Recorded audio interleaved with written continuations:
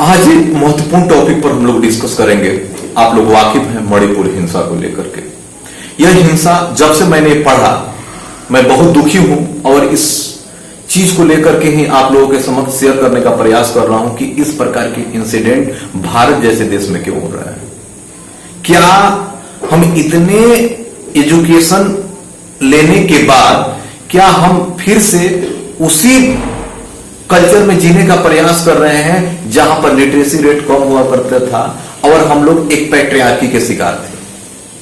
अगर इस प्रकार के इंसिडेंट अगर 1950 में हो रहे थे जहां हमारी लिटरेसी रेट मात्र 17% के आसपास थी और आज के समय लगभग 70%, 75% या किसी किसी स्टेट में तो लगभग 90% प्लस लिटरेसी रेट हो गया है। और आज के समय में इतना लिटरेट होने के बाद अगर आज भी हम पैट्रियार्की से जुड़े हुए हैं और उस चीज को लेकर के आज भी हम जकड़े हुए हैं तो कहीं ना कहीं हमारे देश के लिए और हमारे लिए यह जितना निंदनीय है उतना निंदनीय हो सकता है। मैंने पिछले सप्ताह में आप लोगों के समक्ष एक वीडियो भी प्रेजेंट किया था लगभग 20-25 मिनट का और उसमें मैंने मणिपुर की पूरी चीजों को क्रिस्टल क्लियर किया है। आप लोगों में से बहुत सारे लोगों ने उस वीडियो को देखा भी होगा और उसमें मैंने सारा चीजें स्पष्ट कर दिया है कि लगभग आने वाले समय में जो भी वायलेशन है यह इतना स्थिर तरीका से नहीं रहने वाला है।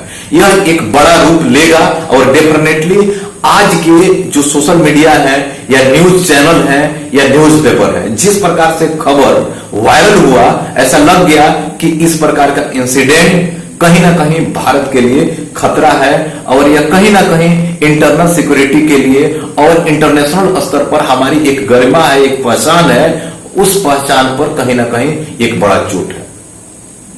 तो इस चीज को लेकर के जैसा मैं सुबह में जगा और जब मैं न्यूज़पेपर वगैरह जनरली मैं सुबह में पढ़ने का प्रयास करता हूं, जब मैं न्यूज़पेपर वगैरह पढ़ा तो लगभग मैं शॉक रह गया कि इस प्रकार के भी इंसिडेंट हो सकते हैं। यानी 2 महिलाओं को लगभग न्यूड करके किसी दूसरी कम्युनिटी के लोगों ने एक परेड तौर पर उनको दिखाने का प्रयास किया है। अब वो महिला कौन सी कम्युनिटी के हैं और जिन कम्युनिटी के लोगों ने उस महिला के साथ इस प्रकार का व्यवहार किया है वो लोग कौन से कम्युनिटी के लोग हैं, मैं इस चीज को शेयर करने से थोड़ा सा बच रहा हूं कि इस प्रकार की चीजें शेयर नहीं होनी चाहिए। जबकि अभी के समय में जो हमारी गोदी मीडिया है वह गोदी मीडिया इस नाम को एकदम धड़ल्ले से इसको वायरल कर रहा है, जबकि उनको ये पता नहीं है कि इस प्रकार की चीजें वायरल करना कहीं ना कहीं देश के इंटरनल सिक्योरिटी के तहत और देश की सॉवरेनिटी के तहत यह कहीं ना कहीं एक बड़ा दंगा का एक केंद्र बन सकता है। एनीवे, अगर इतनी समझ हमारे मीडिया वालों को होती तो आज उनको गोदी मीडिया नहीं कहा जाता। तो लगभग आप देखेंगे कि जब वह वीडियो वायरल हुआ, यह वीडियो ऐसा माना जा रहा है कि मई मंथ का है और इसमें महिलाओं के साथ गलत किया गया है। तो इस प्रकार की इंसिडेंट क्यों हो रहे हैं? क्या आज के समय में जिस प्रकार के हम डिबेट कर रहे हैं आज के समय में कि हमको महिला सशक्तिकरण करना है, खास करके गवर्नमेंट में महिलाओं की भूमिकाओं को बढ़ाना है और अभी के जो जॉब पार्टिसिपेशन है जिसमें हम जॉब की हिस्सेदारी जिसको बोलते हैं उसमें महिलाओं की संख्या को ज्यादा बढ़ाना है, इसको लेकर के आप देखेंगे कि बड़े बड़े एक्ट हैं हमारे संविधान में और उसमें अमेंडमेंट करके एक एक्ट लाया गया है जिसको लेकर के महिलाओं को ज्यादा प्रोटेक्शन दिया जा रहा है। आप लोग इससे वाकिफ होंगे, लेकिन क्या यही है? क्या हम इतने पैतृक सत्तात्मकता से के जकड़न से इतने जकड़ चुके हैं कि हम महिलाओं को टारगेट करते जा रहे हैं? क्या इस प्रकार का इंसिडेंट रुकना चाहिए या इस प्रकार के इंसिडेंट होना चाहिए? आज मणिपुर में है, अगर मानव समाज में अगर विकास नहीं हुआ तो आने वाले समय में दूसरे स्टेट में होगा, दूसरी कम्युनिटी में होगा, क्योंकि हम इस चीज को समझ नहीं पा रहे हैं।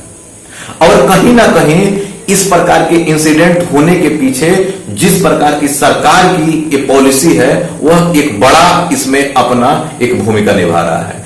जबकि आप चाहे नरेंद्र मोदी साहब चाहे वो यूनाइटेड स्टेट्स ऑफ अमेरिका के दौरे पर हो चाहे फ्रांस के दौरे पर हो, हर जगह इनसे मणिपुर के जो वायलेशन जो चल रहे हैं उस प्रकार की चीजें वहां पर उनसे डेफिनेटली पूछा गया और उस पर यह भी पूछा गया कि आप इस पर क्या प्लान ऑफ एक्शन कर रहे हैं।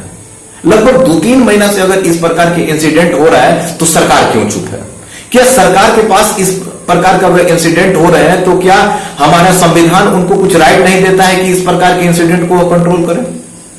हमारे संविधान में स्पष्ट तौर पर आर्टिकल 365 विद्यमान है, अगर किसी भी स्थिति में, अगर किसी भी स्टेट में वहां के law and order out of control हो जाते हैं तो प्रेसिडेंट के पास ये अथॉरिटी है कि आर्टिकल 365 का प्रयोग करके, आर्टिकल 356 का प्रयोग कर वहां पर प्रेसिडेंट रूल लागू किया जा सकता है।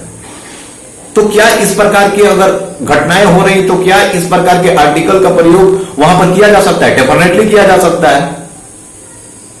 और भी बहुत सारे ऑप्शन हो सकते हैं, लेकिन हम लोग अभी तक शांत हैं। खास करके अभी के समय में आप लोगों ने देखा कि पुलिस हिंसा बिहार में देखी गई। क्यों इस प्रकार के इंसिडेंट हो रहे हैं? क्या आज के समय में भी जो ब्रिटिशर्स कानून है, क्या हम उसमें किसी प्रकार का अमेंडमेंट कर रहे हैं? क्या उसके एवज में किसी दूसरी प्रकार के कानून लेकर के आने का प्रयास कर रहे हैं? जवाब होगा नहीं। आज जैसे आपको पता है कि आज से मानसून सत्र प्रारंभ हुआ। इस मानसून सत्र में जो सबसे चर्चा में रहने वाले जो बिल है, आपको पता है कि डेटा प्रोटेक्शन बिल है, आपके बायोडाइवर्सिटी एक्ट जो है 2002 का, उसमें चर्चा हो रही है, उसमें कुछ अमेंडमेंट जैसी बातें हो रही है। मैं ये नहीं कह रहा हूं कि इस प्रकार का एक्ट नहीं आना चाहिए, इसमें अमेंडमेंट नहीं होना चाहिए, होना चाहिए। लेकिन जो मैकाले के समय में जो इंडियन पिनल कोड है, जो अभी के समय में भारत के संविधान के साथ सूट नहीं करते हैं, क्या उसमें किसी प्रकार का अमेंडमेंट नहीं होना चाहिए? क्या उस पर हमारे सरकार, उस पर हमारे मेंबर ऑफ पार्लियामेंट को उस पर विचार करने का टाइम नहीं है? और वीडियो में आप लोगों समक्ष, मीडिया के सामने ये दुखी जाहिर कर देना कि हां महिलाओं के साथ गलत हो रहा है और महिला सशक्तिकरण को लेकर के हम लोग कड़े प्लान ऑफ एक्शन लेकर के आने वाले हैं।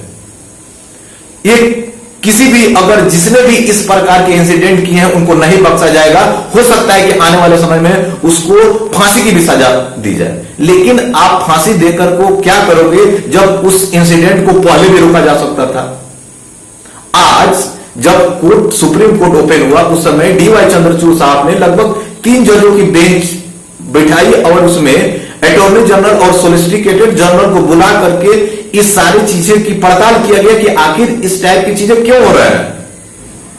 तो जब जुडिशरी हमारी अपना दायरा से हट करके ये स्टेट गवर्नमेंट और सेंट्रल गवर्नमेंट को ये बातें कहना शुरू कर दे कि आप भैया इस पर प्लान ऑफ एक्शन लीजिए, और उस समय आप आकर के ये जनता को संबोधित करें और उस समय आप कहें कि इस प्रकार के इंसिडेंट नहीं होना चाहिए, इस प्रकार के इंसिडेंट काफी दुखद है, तो मुझे नहीं लगता है कि ये चीजें जनता के हित के लिए है। ये सिर्फ और सिर्फ इसलिए है कि हम लोग ये सिर्फ ये चाह रहे हैं कि लोगों को अपने तरफ कैसे अट्रैक्ट किया जाए। ये लीडरशिप की क्वालिटी है। मैं आप लोगों के समक्ष आज नरेंद्र मोदी साहब का एक छोटी सी 2 मिनट की क्लिप दिखाऊंगा, आप लोग खुद सुने ये मणिपुर हिंसा को लेकर के क्या कहने का प्रयास कर रहे हैं, और फिर मैं ये बात बोलता हूं कि क्या इस प्रकार की इंसिडेंट को पहले रोका जा सकता था या नहीं। समाज के लिए ये शर्मसार करने वाली घटना है।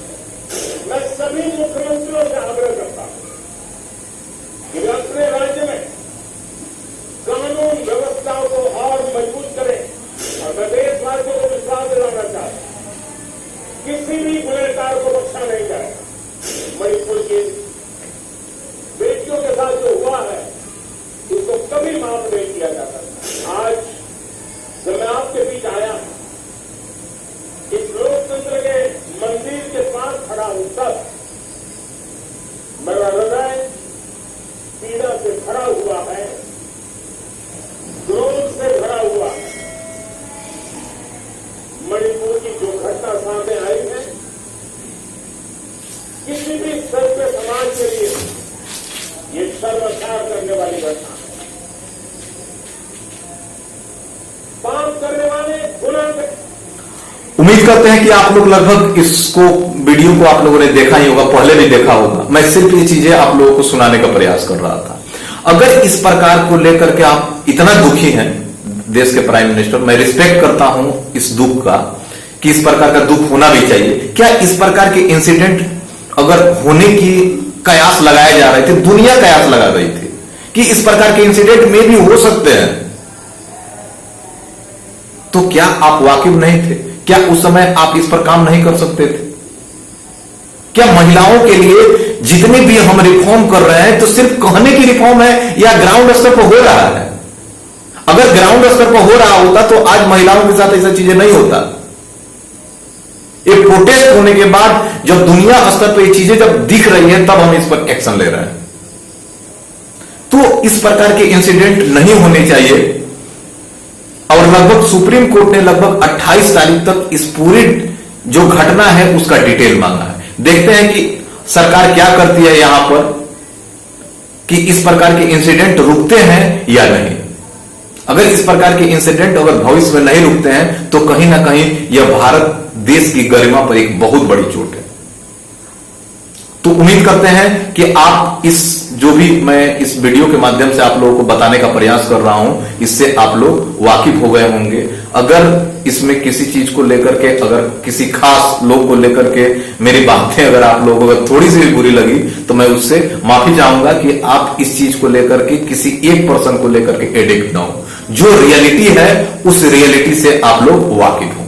तो तब तक दीजिए इजाजत, मिलते हैं फिर किसी एक टॉपिक के साथ। जय हिंद।